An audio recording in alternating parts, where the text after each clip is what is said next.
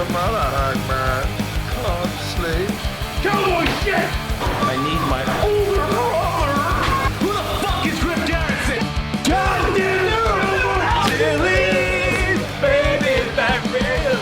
You are now listening to Dark Side of the Elite with Randy Charpentier, Eric Reed, and Matt Roberts. So finally, the boys have come back to podcasting. We are back for another week of Dark Side of the Elite to Sweet. And we are reviewing Duped, BTE number 239. What's going on, boys? Not much. How are you doing today? Great. I'm good. Just enjoying some pale ale. Just enjoying the day. We're all in lockdown still. Another week of just trapped at home here in near Toronto, Ontario. All the boys are locked at home due to COVID quarantine. So that means lots of time for professional wrestling. Yay. Right? What else could we want to do anyway? Stay at home, no work, watch wrestling, drink beer, and do podcasting. We are in our glory. And we are here for you, the millions. The millions! Of our podcast listeners. Randy has got an orb of sorts. What is that, Randy? Whoa. Describe it for the ones not watching YouTube. It's the moon. It's In the a moon. smaller version. Look, you can see a crater right there. Can you see it? No, not really. See No. you see the Apollo module and the footprints all on there and the flag? No. It was a hoax. That's why you. No, I'm just kidding. Hansi coming next week. Listen, folks. Hands coming next week. But yeah, no conspiracies on this podcast. It's not a Joe Rogan show. This is the Dark Side of the Elite, and we are reviewing BTE. And this week we are starting off with the Bullet Club. We have Kenny, Don Callis, and the Young Bucks. A clip of them backstage at Dynamite last week, setting up the six-man tag of what should have been the Elite, Kenny and the Young Bucks. But the Young Bucks get duped. Kenny makes his entrance, and the Young Bucks were expected to follow because, as Don Callis mentioned, you guys got a great entrance. You deserve to come out yourselves. But as Don Callis introduces the Young Bucks, or as we thought he was going to, we get Gallows and Anderson instead coming through the crowd. So Gallows and Anderson team with Kenny on Dynamite. The Young Bucks are left backstage, kind of embarrassed. What's up with that? And the Young Bucks we get a clip of the Young Bucks backstage kind of watching Kenny make his entrance. They hear Gallows and Anderson get introduced, and they're not happy. They're flipping the double bird at Kenny and the boys in the ring from backstage. And after the match is over, we get the Young Bucks confronting Kenny and Gallows and Anderson backstage. And they're not happy. They want to know what that was all about and why they did what they did. And Kenny said that they didn't know that it was going to be set up like that. He had no idea it was going to happen. They're playing dumb. It's implied by the Young Bucks. Well, we know who did do it, implying Don Callis kind of had this set up the whole time that he was going to embarrass the Young Bucks, team Kenny with Gallows and Anderson. So there's friction right off the bat with this new formation of the Bullet Club. Gallows and Anderson say they didn't know what was going on. Kenny didn't know what was going on. Gallows and Anderson say, you know what? We thought we were going to Orlando for the Impact tapings and that they thought they'd just kind of swing through to get a payday. Carl and Luke say, you know what? We don't even like wrestling, man. Like, we'd rather not even. And but the Young Bucks are like, you guys are already in gear. Like, what's going on here? And Carl mentions that this betrayal isn't real, okay? So they throw up the too sweet. The Young Bucks are a little hesitant about it. But Kenny assures them that they're going to talk to Don Callis, clear this all up. And the Young Bucks say, luckily we're set for life. And Carl Anderson makes mentions like, well, we're not set for life anymore. We got canned during a pandemic. And Kenny and Gallows and Anderson bounce, because Kenny says, you know what, we're not welcome here anymore. We can't stick around. And Nick says, well, we got to stay here and watch Dark for 12 hours. True. Which I thought was hilarious. But the guys are a little upset about it, but they say as long as this wasn't planned, we're cool. And Matt also says they got a new EVP room. If you guys want a new dressing room to use, going back to last week with the new room they got for Matt Hardy. Yep. Can they get in yet? Yeah, we'll find out later. And Gallows, Anderson, and Kenny, they kind of say, okay, we'll get a car service and Uber. We're out of here. And once they leave, Matt and Nick kind of say, you think that was planned? And Matt Jackson says that was 1,000% planned. They lied to us. So right off the hop here, 1 week into this glorious Bullet Club reunion, we already have friction. And is Don Callis kind of planting this bit of a seed here of some, I don't know, what's he doing? Like, is he trying to embarrass the Young Bucks? Is he trying to turn Kenny and the Bucks against each other? Or like, why would this be happening already, kind of thing? I have no idea, but as the show goes on, you'll notice it's an ongoing theme with the Bucks getting duped, I guess. It's a perfectly named episode this week. So, Don Callis, maybe not. Maybe it's all of them, Kenny and the boys, trying to figure it out. Or trying to do it. Well, I was thinking, it seemed a little like weird to turn, like, because Kenny and Gallows and Anderson are technically heels, I guess, in this scenario, right? And the Bucks have been baby faces since winning the titles from FTR. And I thought turning the Bucks kind of heel with these guys was maybe a little too soon, but this seems to me to kind of plant the seed of just a temporary Bullet Club reunion, which will split into 3 versus 3, which my guess is Kenny and Gallows and Anderson going against the Bucks with John Moxley maybe as their third guy. Well, but I could absolutely see that, only because they keep coming out and defending Moxley. Well, not defending him, but getting them to stop the beatdowns on Moxley, right? Right. They've planted that seed already a little bit of the Bucks not too happy of the heel actions, but wanting to stick with their buddies. But they usually, AEW does a really great job of extending these storylines. So I wouldn't be surprised if the Young Bucks and Kenny, they're still together for a little bit here, but they're planting seeds along the way of a little bit of dissension, or the Bucks not liking Don Callis kind of being the one, the invisible hand, kind of steering Kenny and Gallows and Anderson away from the Bucks or putting something between them. But I guess we'll see where it goes. I'm not explaining it great right now, but it was him, Austin. It was him all along. It was him. There you go. Sorry, guys. I had real life problems. I don't know if you heard it in the background. My turtle was screaming. So I had to go see what that was. He was stuck. Sorry. I didn't even know turtles could scream. Oh, it does. I'll only Splinter. Sorry, you dirty rat! You killed my brother. You dirty rat! You killed my brother. Well, so yeah, Young Bucks. Yeah, do you want to sum up your thoughts on this angle and where it's going right now, Randy? Because we thought we were getting that glorious Bullet Club reunion, and 1 week later, we already have the Young Bucks kind of split off already, like a little bit from Gallows and Anderson and Kenny, with Don Callis being the one kind of in between them. I have no clue. I always like looking to the future way far ahead too. The only thing, like, if the Bucks split off from them, the Bullet Club or whatever, the Elite, I should say, who would be the third? Like Kenny and who? John Moxley. John Moxley, you think? John Moxley and the Bucks against Gallows, Anderson, and Kenny, because Moxley's been involved in this angle with the beatdowns, and the Bucks did kind of save him a little bit there.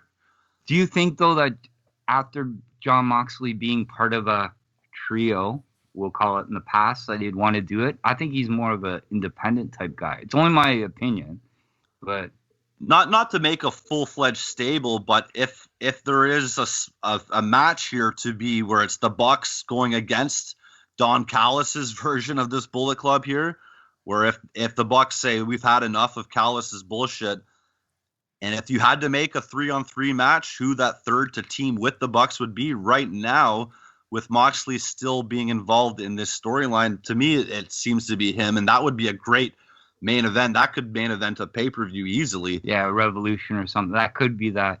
Like, I'm looking even further than that. I'm thinking actually with what's going on with BTE and everything else with AEW, I'm thinking actually Adam Page might get back in the loop with the Bucks.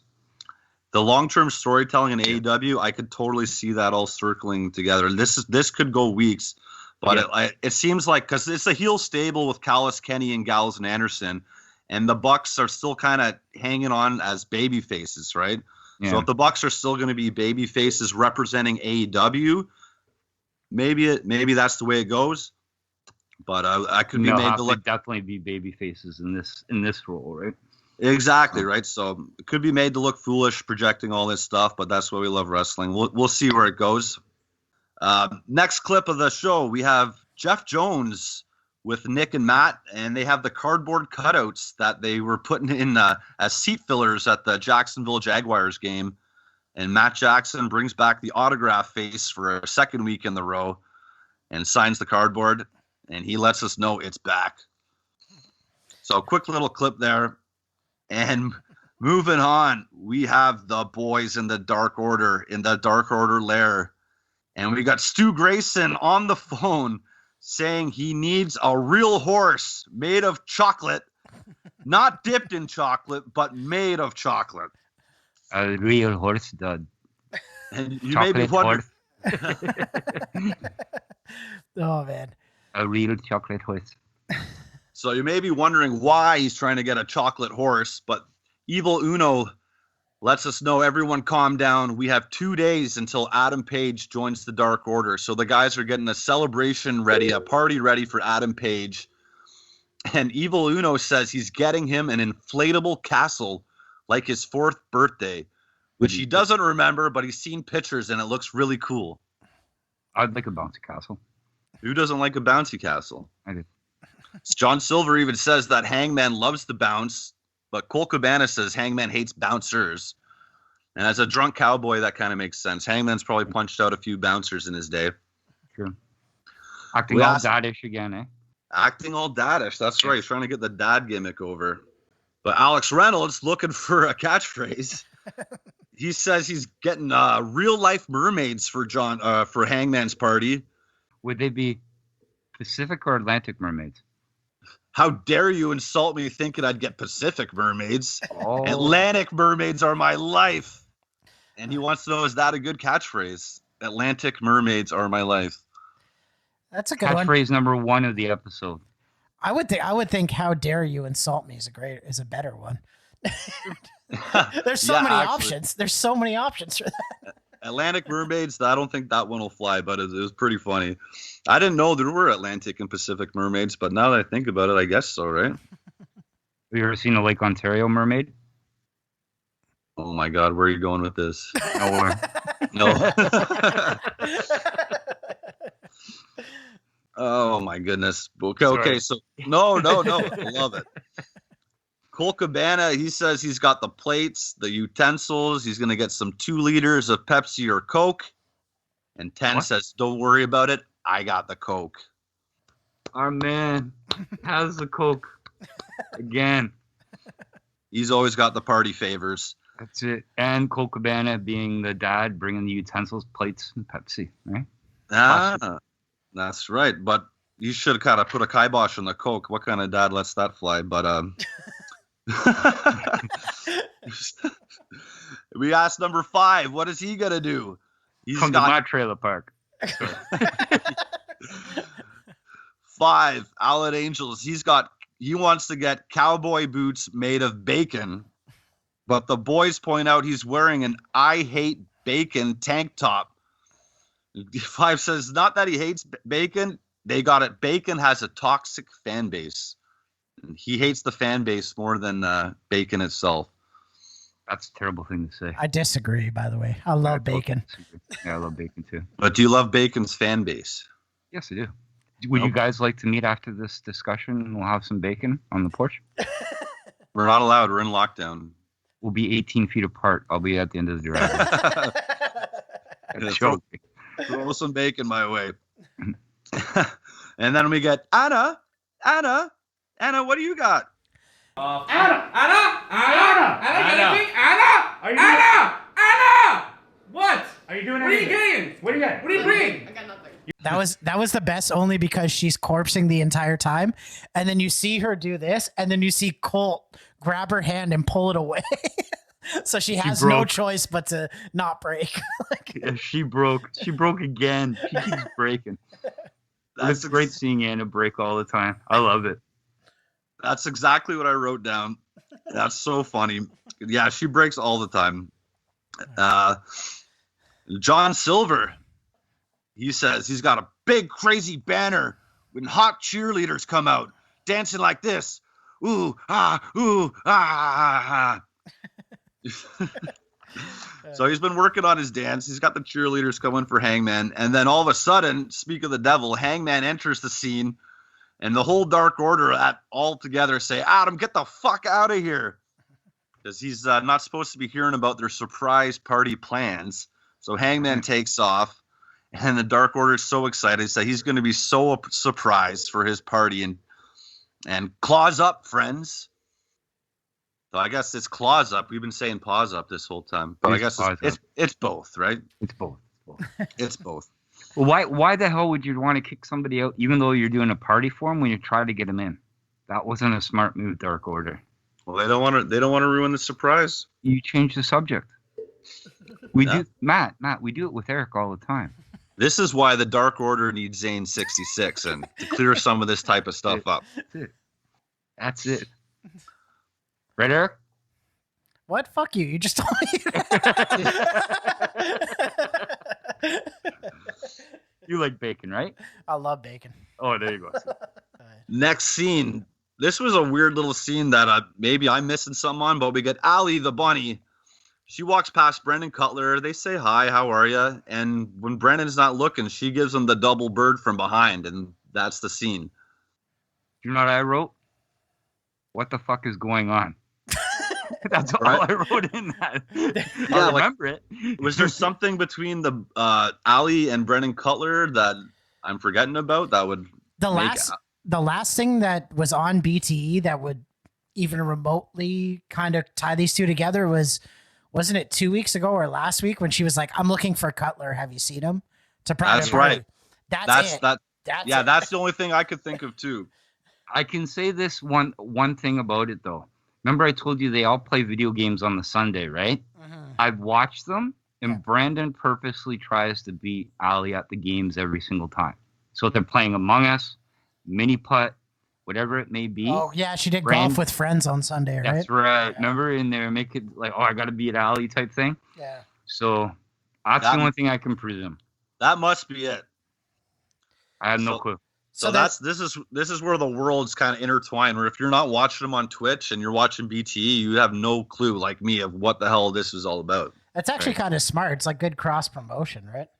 Yeah, it is, and it's kind of the way of this modern world. The amount of media out there and mix it all together. But why? Matt Hardy's going to come along, get them to sign a contract, and take their Twitch money. As one does. As one does. As one Matt Hardy does, I guess. Oh, that's right. Which brings us to the next segment. Thank you very much, Rand. Excellent segue. We have Matt Hardy, which what I thought at first were contracts, but he's actually reviewing resumes. So he's been recruiting all over AEW. This Matt Hardy, you know what? As much of a dick he is, he's probably the smartest guy in AEW right now, just getting everyone to pay him their salary. Or everybody else is just really, really dumb? Yeah. Speaking of really dumb, here come Private Party, and they're pissed at Matt Hardy for being embarrassed last week by him. But Matt Hardy lets them know that he did it because Mark Quinn called him a money-grabbing carny. Which he is. And Isaiah Cassidy even notes, he says the same things, like, you kind of are. But Matt Hardy says they're stubborn and dumb. And that Private Party better win on Dark this week by any means necessary. Any means necessary. What was that? Any means necessary. Okay, got it. That is by far the creepiest thing I've ever seen, when he grabs them by the back of the head and pulls them in and says it right into their ears. I was like, spitting in their ear. Yeah, he's like spitting in their ears. You know, it's the pandemic. You can't be that close to people. That's what I. And you know what? I also put down in my notes. Why are they scared? There's 2 of them. Why have they've let this go on for this long? It's really hard to sympathize with them as baby faces this far into this thing, because now they really are just coming across, like Matt Hardy continually calls them now. There's just dumbasses. We're gonna sign contracts, give you like half of our money, take your shit, just because they believe in this sales pitch by Matt Hardy, because he's such a wrestling legend. He's gonna take them to the top of the industry, which is their goal as performers. But in kayfabe world, they're just being treated like dumbasses, and week after week after week, you think they'd have a clue by now, but they're extending this storyline on, and there's going to be a payoff down the road. You know it's coming, but they are dragging it out a little bit longer. And like I said, a continuous theme going on in this episode. Duped. Thank you for that word. Yeah, Matt Hardy leaves the scene, and Isaiah Cassidy just quietly whispers to Mark Quinn, "He's a fucking dick." And Matt Hardy, I heard that. Good ears too. Right. Next scene, we have Chris Statlander, Yay! the alien herself, and mission log. Initial subject examination. Garrison, Griff. Mission failed. Evaluation of subject, much too big. But you know what? Brian Pillman Jr. should do. And she grabs him in a headlock, chicken wings him out of there, and she's abducted Brian Pillman Jr. now. So it didn't work with Griff Garrison, but she's got her next test subject, Brian Pillman Jr. Wonder where this is going. We will find out in 2 segments. Oh. Before that, though, we have Leva Bates. She's reading a book backstage, and we have her former ally, not the librarian, but Pretty Peter Avalon. He stops by to say hi. PPA all day. Hey, Leva, you've been winning a lot of matches lately. And she says, you know what, Peter, you too. And he's like, you had a nice holiday? He's like, yeah. Like, have you and I had a nice holiday? Yeah, we played it safe, just a little chit chat. And he's like, okay, we'll see you around. And they go in for an awkward hug, or no, it's an awkward handshake. And they do shake. Actually, no, that's it. They don't do anything, and they kind of just awkwardly say goodbye. So the meeting of the librarians is just some awkward hello backstage. It kind of reminds me of like every single 2000s, like Not Another Teen Movie or something like that. It's like 2 high schoolers talking to each other that like each other. That's what I said exactly too. I said awkward acknowledgments all through, like they were grade 11 X's. That's all it is. What's the tease here, that they're gonna have a reunion, or is like, what's the next step if they have another bit? Like, what is this teasing?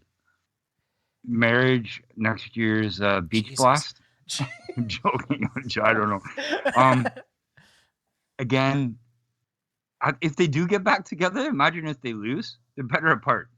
Maybe that will happen. They'll get back together, and next thing you know, they'll go on a losing streak again. And they know they shouldn't be together. And have that awkward, we have to be apart, but I love you, but you love me type thing. Yeah, you know what I mean? Yeah, they're being more successful apart as than when they were together, and now it's kind of like, we're doing well, but hey, how are you, kind of thing. Yeah, that's it. Hey, how are you? Hey, how are you? Not too shabby. I swiped right on Tinder. I'm joking. I don't know. I'm 50 years old. I don't even know how to do Tinder, so I don't know what to just hear. Is swipe right good? No, you got it. You just swipe right, okay. bud. That's good then? Or is that bad? That's good. Oh, okay. No, then you just want to go buy it. So swipe left? Swipe left is a big no-no. Okay, so swipe left. Swipe left. Good. Next, we are back with Chris Statlander and her abducted Brian Pillman Jr. And he's tied up, sitting on a chair. Chris Statlander, she's across the table from him, and she's got a piece of paper with some words written out, and Statlander wants him to read each word one by one slowly. And the paper says, I am Sofa King Stuped. So Brian Pillman Jr. reads it back. I am so fucking stupid. Fuck.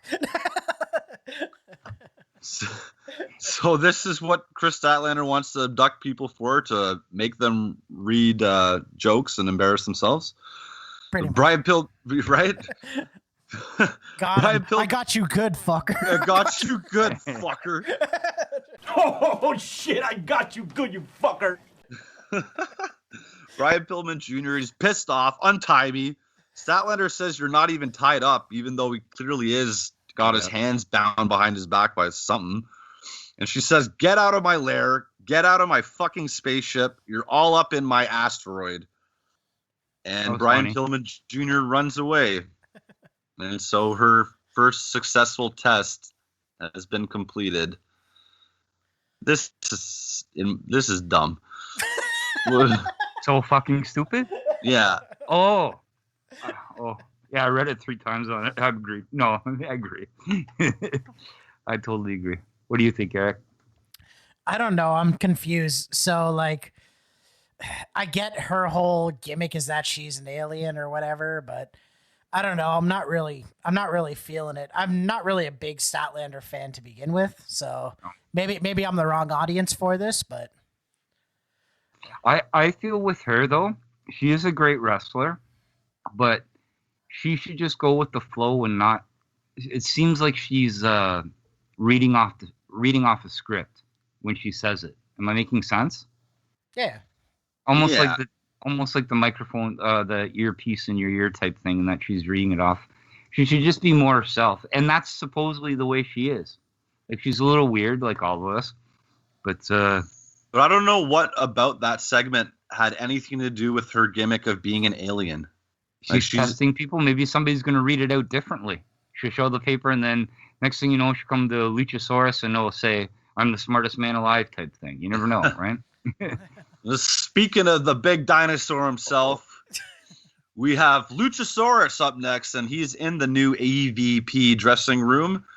And he says, you know what? These guys, the EVP stole it from the boys. And you know what? He's going to steal a cola out of the fridge just to get back at him. And as he's opening the fridge, Brendan Cutler catches him. And they start chirping each other about their upcoming match, including the F word. Brendan Cutler calls him a fossil. What? And an old man, a fossil. A fossil? The F word. Only he can say that. You know that. Yes. Right.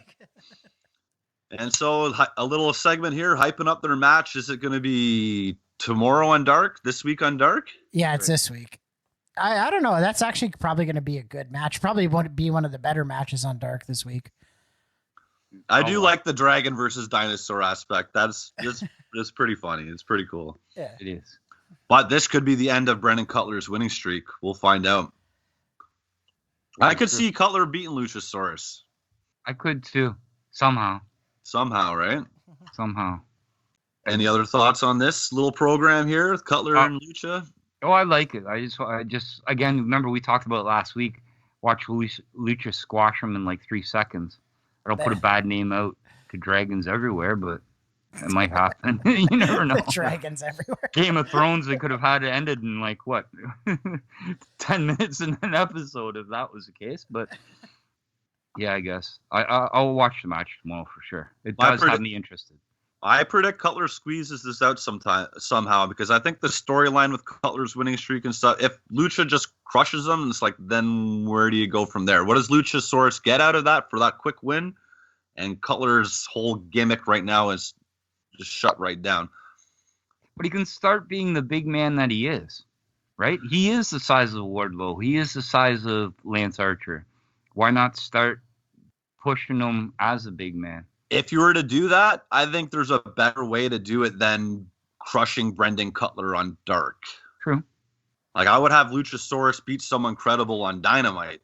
If you're to start to give him a legit big man push. But look again, you might be right with Brendan Cutler winning, right?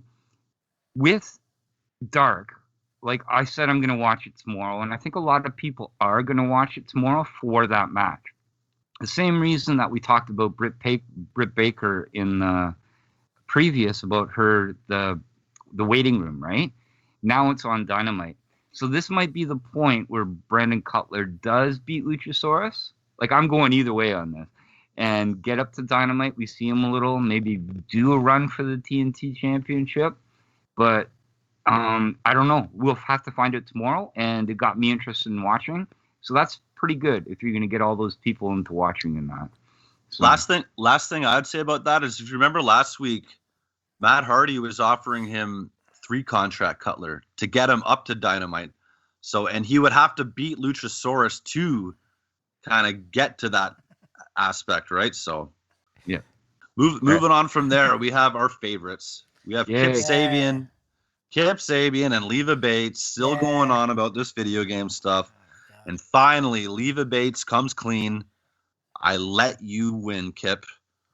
And he's not having it. He's pissed. He wants one more match. In what game, they say, which was what I've been wondering this whole time. They say, I don't know. But they agree to have one more match, one more showdown. And Leva says, I'ma beat you, bitch. Gonna beat you, bitch. Gonna beat you, bitch. I feel like I've been repeating myself for 4 weeks in a row about this exact segment that every BP has. Yeah. Remind me. I can't come up with a word that would be not nice to say. Who gives a fuck is what you mean to say. So there. Yeah. Thank you. Thank you. Hey, my name is John. I'm a belt. I have the belt. I'm number 1. Huh? You said what? No, nothing. All right. I thought you said something. Up next, we have our boy John Silver and the BTE Championship title match. Yay. And we have another one of John Silver's awkwardly hilarious intro. Hey, my name's John. I'm a belt. I have the belt. I'm number 1. Huh? What? You say something? I'm the champion. I'm going to play beer pong against my friend Alex, and the winner gets the belt. Yay. So this week, it's beer pong with bottle caps instead of ping pong balls because Brendan Cutler didn't want to wait and one more day to go get ping pong balls. So they got water bottle caps. Alex Reynolds against John Silver in beer pong. And Reynolds, with a little shit talk right off the hop, says, John, I love you, but I'm going to butter your biscuit. And John says, I like buttered biscuits. And we got Sean Dean, Panda, Orange Cassidy, and Alan Angelis, number 5, watching the game. And they start playing. There's a lot of shit talk back and forth. And John Silver handily beats him. It's like, I think Alex Reynolds gets 1 cup. Silver drains 5. Is there anything else you guys had to note during it? Yeah, so there was a main thing right off the bat. I know I've played beer pong with Matt before. I don't know. I've never played with Randy, but did you notice he overshoots the cup right away? And they don't take away a cup. They don't take away a cup, or I've even played where like you get the ball back to you and it's returned. Don't take away a cup, but you get penalized in some sort. I was like, what the fuck is that? Also, Silver says first mud, and Orange Cassidy just loses his shit. And he's like, first mud? What the fuck does that even mean? And he says first guy to mud their pants, which I thought, nothing wrong with a good poop joke, Yeah. And then the other part of it too is poor 5. It doesn't matter what segment he's in. They're like, fuck you, 5. Shut up, 5. Fuck this, 5. Shut the fuck up all the time. I actually did go out today and I bought a 5 t-shirt and a 10 t-shirt, to be honest with you, but a 5 t-shirt from Pro Wrestling Tees.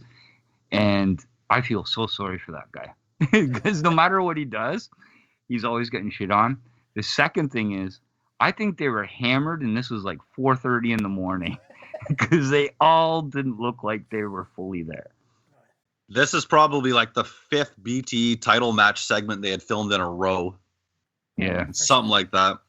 But for Alan Angelis, I would say don't feel bad for him because this dude's getting more attention now than he ever has in his career with this gimmick. And I think he's doing a great job. He is. And one day, he's going to shove it all back in their faces. And that's going to be an ultimate build. All this bullshit he's taken from everyone, he's going to get his one day. He'll be like TNT champion one day or something. Right. Watch. But they were laughing. Everybody like sitting watching it was laughing hysterically all through it. Like, I don't know what they there was that one thing where Panda goes what was it? We didn't play beer pong where I got my GED in school, asshole. Yeah. Right. So I didn't go to college. That one was funny. Or the Reynolds when he's like, "Are we playing drink before you shoot?" Yeah. Is this your first fucking time playing the game? Come on. And to what Eric was saying though too about the rules, one thing I've learned over time is every house or every place you go to play beer pong, everyone seems to have their own different rules. Yeah. I'll play beer pong with one group of guys and they got their rules, and you go to a party at a different place and they got different rules, and the guys argue about, we're playing our house rules, fuck your rules. And some people have the overshot rule and some people don't. Some people allow bouncing and some people don't. Yeah. So beer pong, it's probably got more different styles and rules of any game out there. But yeah, like Crazy Eights, like I was just saying. That's exactly what it is. You go to somebody's house and play Crazy Eights. Exactly like Crazy Eights. 4 go left, 4 go right, 4 is Jack miss a turn, pick up 17, whatever it may be, right? So that's what I don't know. And Uno, right? We've been talking about this already with Uno. But it doesn't matter. It's always fun seeing those segments. I always like watching it. And I guess, you know what? I think Silver might be one of the longest reigning champions. He's going to be coming up to Moxley's title reign. He's only got about 16 months to go. Yeah, but still, he's like the second longest. At this rate, he could definitely hold this title for a year at the rate he's going for. Yeah. We did not get an announcement of what next week's game's going to be, so I'm interested to see where they go from here. Yeah, I think they'd start taping tomorrow, right? Me and Eric and I were talking about it earlier this week. So they go back tape, because I was trying to look to see about the Adam Page scenario, but yeah, they go back tomorrow. Evil Uno was playing video games last night. I watched him. So true. So to wrap up the BTE title match, John Silver wins, and he says, "Tie me up, because I've been a bad fucking boy." Yeah. And Alex Reynolds gives him a little kiss on the forehead. They're boys. John Silver says, "You've been a worthy opponent and a good friend." We get a thumbs up from the two guys. And John, I hope to see you down the road. Okay. Yeah, sure. Right. So now John Silver's won this. Now, not only is he a mustard boy, a Skittle boy, now a bottle boy. And right. He's the most dominant champion in the fucking world. Everyone else can suck my butt. I forgot about that. That was great. Up next, we have the Young Bucks with their luggage in the EVP room they acquired from Matt Hardy. They're at the end of a loop here in Jacksonville, and they're getting ready to catch a flight when Matt Hardy enters the room. He says he loves the new room, and as they just get talking, Isaiah Cassidy kind of just comes through the door quickly, and they tell him to get out of there. And so he's, "Oh, sorry," and shuts the door, and Matt Hardy says to the Young Bucks, he says, "Those guys, they're so dumb." So Private Party's still getting ripped on by Matt Hardy. But the Young Bucks say the key that they got from Matt Hardy last week doesn't work. It doesn't work in the door. And Matt Hardy says if you read the contract, it said that he's the only one who can lock or unlock the room. So anytime you need to open the room, you got to come find Matt Hardy. Matt and Nick Jackson are like, okay, that's weird. That's kind of stupid. And Matt Hardy puts his hand out. Is he looking for a handshake? Is he looking for a too sweet? And Matt Hardy shakes his hand, or Matt Jackson shakes Matt Hardy's hand, where he quickly gives himself a little bit of hand sanitizer. He's like, no. I'm looking for payment. How much money do you guys got on you right now? Matt Jackson pulls out like, I don't know, $100, $200. Yeah, it was $200. And Nick Jackson's like, oh, I got a lot. He pulls out $720. They fork it all over to Matt Hardy. So he rakes in like almost a cool $1,000 here. And he says, you know what? That's pretty good. You guys are set for the week. So he's looking for a cool $1,000 a week for the new EVP dressing room. And like we've been saying, Nick Jackson sums it up. He says, are we all just dumb baby faces around here? Between the Young Bucks and Private Party, just getting taken advantage of by Matt Hardy. But the Young Bucks say we're shoot millionaires. Our kids are taken care of. Our grandkids are taken care of. Thank God we got all this money, but still paying $1,000 for this room kind of sucks. And Matt Jackson says, you know what? I don't even know what I signed last week. I'm pretty sure I signed a blank piece of paper. And we get a flashback to the autograph face of Matt Jackson just signing a blank piece of paper. And that is essentially the end of BTE this week of Young Bucks have to pay Matt Hardy $1,000 a week for a room they don't have access to without Matt Hardy's permission. That's it. 10 years ago, they were begging to sleeping on people's couches, and now they're paying $1,000 a week for a dressing room.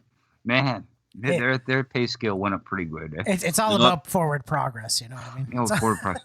I get it. They were willing to pay Tony Khan all those thousands of dollars in fines not too long ago. They can line Matt Hardy's pockets a little bit more. Come on. Yeah, true. Read the book I've seen back there. Young Bucks killing the business since day one. Matt got his too. I got mine too. It's in my bedroom. I haven't quite finished it. I'm about halfway through. Yeah, Bucks getting screwed all over. Matt Hardy screwing everybody too. They're screwing everywhere. I have no clue. It was a good episode. It was okay episode. I wouldn't say it was one of their better. It wasn't one of their better ones.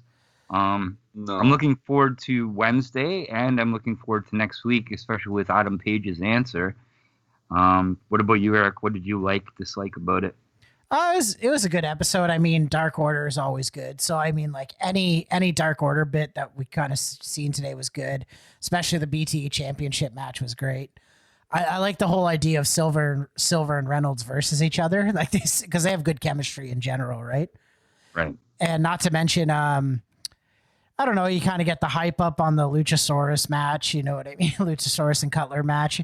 It's a pretty good episode. I wouldn't say best so far this year, but it was still pretty good. I'm not really feeling some of these storylines that they're pushing right now. Like, I'm very sick of this Matt Hardy Private Party shit. Like, I've kind of been giving it a chance for a while now, and it's in the same place it's been for weeks now. It hasn't really progressed anywhere. And I don't like the Matt Hardy stuff I get is new gimmick. Like, I'm down for the new gimmick, but it's so much of it.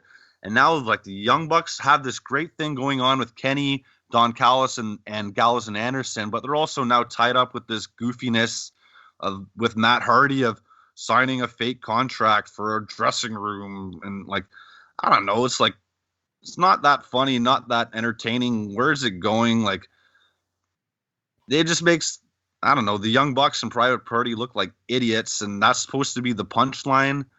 Right. And I don't know. Like, it's not really doing it for me. They've definitely had better stuff in the past. Like, you know what I noticed there wasn't this week? No Alex Abrahantes. Yeah, that stuff's been drowning too. The Chris Statlander stuff, not that great. Like, the Kip Sabian stuff every week, still shit. That Abrahantes stuff hasn't been great. I think BTE is kind of struggling a bit right now. The Dark Order is still carrying the show. They're still funny. They're still entertaining. I'm interested in the Bullet Club stuff with Kenny, the Bucks, Anderson, and Gallows, and Don Callis. But the Matt Hardy Private Party stuff, I'm tired of it, to be honest. And, like, the Young Bucks, like, signing this pretend contract for a dressing room with Matt Hardy, and there's a lot of kind of stuff on there right now I'm not really digging. Like the Brendan Cutler Bunny stuff and Brendan Cutler and Lucha. Yeah, it's cute little stuff that takes up a total of 49 seconds of the show. You know, so I don't know. All in all, I have not been too happy with kind of the stuff the last couple weeks. But I also kind of think it's a little bit of a symptom of post-Christmas, post-New Year's, post-Brody Lee. And kind of Blue Monday. I feel like they need to kind of, I don't know, come up with some hotter stuff, like, for storyline wise, or to be engaged in. Because to be honest, like, a lot of this stuff is real cheesy right now. It's always been cheesy, but I don't know, like, more so than normal. Well, as far as the Matt Hardy and Young Bucks thing, I think it just kind of I didn't mind it this week only because it tied into the beginning of it. It's like, because we talked about that too after New Year's Smash Night too as well. Like, why did they let the Good Brothers just go in? Why didn't they stop the match? Like, you know what I mean? That doesn't make any sense. Logic. Yeah, that shit happens in wrestling. That's wrestling logic, I guess, where you kind of have to put that. Yeah, it doesn't make a lot of sense. But you know what I mean? Like to me, if I see that, I'm like, okay, well, they're backstabbing us. I better go do some, like, even storyline progress doesn't really make a lot of sense for them to not go out and do something, right? But at least they kind of like this happened on Dynamite, their main show on TNT with like almost 1 million viewers. Yeah. And at least they had something where the Young Bucks did confront them after, like they let the match go on. They were middle fingering them backstage, pissed about it. And they did talk about it backstage, they to the face of Kenny and them, they kind of bought the bullshit. But as soon as they left, they called bullshit on it. Yeah. So, there's now a little dissension there between the Bucks and the other guys. So at least that's like tied into the TV show, tied into the main angles. But I don't know, some of the other, like the Matt Hardy private party stuff and the Matt Hardy Young Bucks stuff, it's kind of just. I 100% agree with the private party stuff, because that's been going on too long. That needs to wrap up. I'm hoping with their match, because they're on Dynamite this week, right? So I'm hoping that match, like private party. Yeah. No, they're on Dark. They're on Dark. Okay. Yes. So I'm hoping with that can kind of wrap up next week. Like either they give him the boot, or they, like, you know what I mean? That has to wrap up soon. I agree with that. It's 100%. going to go on for a bit, my friend. Yeah, it is. It's going to go on for a bit, and it's already been going on for a bit. That's kind of like my thing, or it's like the Matt Hardy stuff. It's been going on for a while, but now that the Young Bucks are wrapped into, I don't know, just the whole, like Nick Jackson even said, like everyone's thinking the baby faces are all fucking dumbasses. Like that's the part like I'm really struggling with, where it's like it's not even funny. It's so hard to buy into, of like this whole signing the contract, not reading the fine print, letting Matt Hardy walk all over everyone. Like it was isolated with private party, but now the Young Bucks are involved in it too. While they also have a main event angle going on too, right? But if that's the case, they're very self-aware too, and they're definitely gonna, they know which way to sway it properly. You know what I mean? So yes, it might be another week or two of this. I agree. Yeah, it could be like a week or two of some shit. But I have faith in the Young Bucks, because they always kind of deliver on these long-term storylines. And maybe I'm ripping it now, and I totally changed my tune in a week or two. But I feel like they've done, like, of all the history of BTE and following it this whole time, of all the different angles and storylines and bits and gimmicks and stuff they've done, I just feel a lot of the stuff right now is some of their weaker stuff. Yeah. Like I'm not that invested in, like, yeah, even like the Kip Sabian stuff, the Brandon Cutler and Luchasaurus. Like it's just little, like Chris Statlander stuff I think is garbage. Like not in, so like, but this is almost like they're trying to do new things with some different people. But anyway, it's just a critique. I love the show. I love all the guys involved, and I'm not trying to be too harsh at all, but just kind of saying, like, I don't think it's the greatest stuff going on right now. Well, all in all, it's actually, I look forward to every Monday to watch this and then talk about it afterwards. So even a bad show to me is a great show. I'm fully entertained. It does make me laugh. As long as I get one chuckle a week out of it, I'm happy with whatever. Even with Matt Hardy, if I have to see him to get that one chuckle. So absolutely. Did you got any thank yous or anything, Eric, that we can go forward with? Yeah, if you can, give us a follow on Twitter at Dark Side of the E, on Instagram at Dark Side of the Elite. All the links will be in the description of either your podcast app or on YouTube. Check us out. Also, give us a follow on our personal socials. I made sure to post those just in case you guys want to see what we're up to. Matt, you got anything you want to thank, or anybody? Anyone wants to hit me up, give me a follow on Twitter. I'm at mroberts85. Again, hit us up on the Facebook group, like Eric said. I want to thank all the millions and millions of listeners out there who love the show, interact with us. We love it, and look forward to talking to you guys again next week. Yeah, thanks, Matt. Good points. Yeah, go follow Matt on Twitter for sure. He's pretty active on. He loves his Twitter. So thank you again to everybody listening. I guess thanks to Radio Free Pro Wrestling for having me on their show on Saturday. If you haven't heard it, just look up for the clips on RadioFreeProWrestling.com. Big week, like I said earlier, coming up. We got Holden Albright and also Imran Khan and doing an interview with, so he'll be part of the shows. Really looking forward to that. And I guess until next week, come on, join us. Throw the paws up.